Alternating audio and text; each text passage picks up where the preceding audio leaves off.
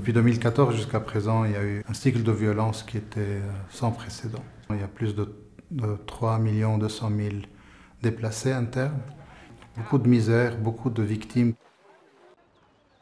Depuis janvier 2015, nous avons pu toucher le double de ce qu'on a touché en nombre de victimes. Donc on est à peu près à 1 200 000 bénéficiaires de notre action, donc de nos distributions de vivres et de nourriture, ainsi un peu plus au niveau de l'eau.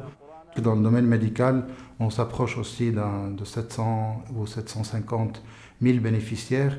Et là, on parle de soutien à des centres de santé primaires, à des hôpitaux, ainsi qu'un effort assez conséquent dans les centres de réhabilitation physique où le CICR a pu soutenir à peu près 30 000 bénéficiaires. Le risque sécuritaire est très alarmant, le risque est toujours présent.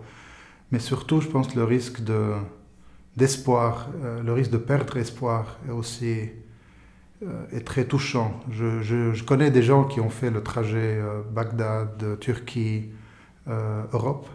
J'ai entendu parler de collègues, j'ai entendu parler de proches, des gens que j'ai connus dans le quartier qui, par manque d'espoir, ont juste tout lâché et sont partis. C'est des gens qui ont certainement des peurs, des appréhensions, mais qui ont aussi envie de vivre au moins un moment dans leur vie, un moment de tranquillité. N'oubliez pas que cette génération a vécu deux guerres internationales, des années de difficultés, de sanctions, et là, depuis 2003 aussi, des cycles de violence qui ne se terminent pas.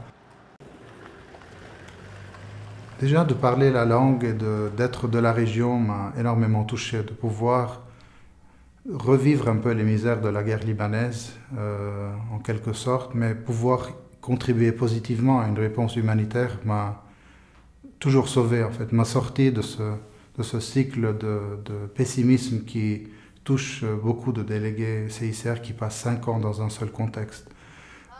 Mais aussi, je pense qu'il faut que je sois fier, ou plus fier, de ce que le CICR a pu faire, pas seulement du volume de l'activité, mais surtout de la valeur ajoutée que le CICR apporte dans un contexte en Irak, qui se focalise pas seulement sur l'assistance matérielle, mais aussi sur la protection des civils, qui est le cœur de notre mandat, et pas seulement d'être un CICR qui distribue des vivres, ce qui est très important, et on continuera à le faire l'année prochaine avec plus d'assistance, mais aussi de se focaliser sur la vie des gens, sur la protection des déplacés, le retour des déplacés à leur lieu d'origine, à la protection des détenus, à toutes ces catégories malheureusement de victimes qui sont parfois mises de côté ou oubliées dans les conflits armés.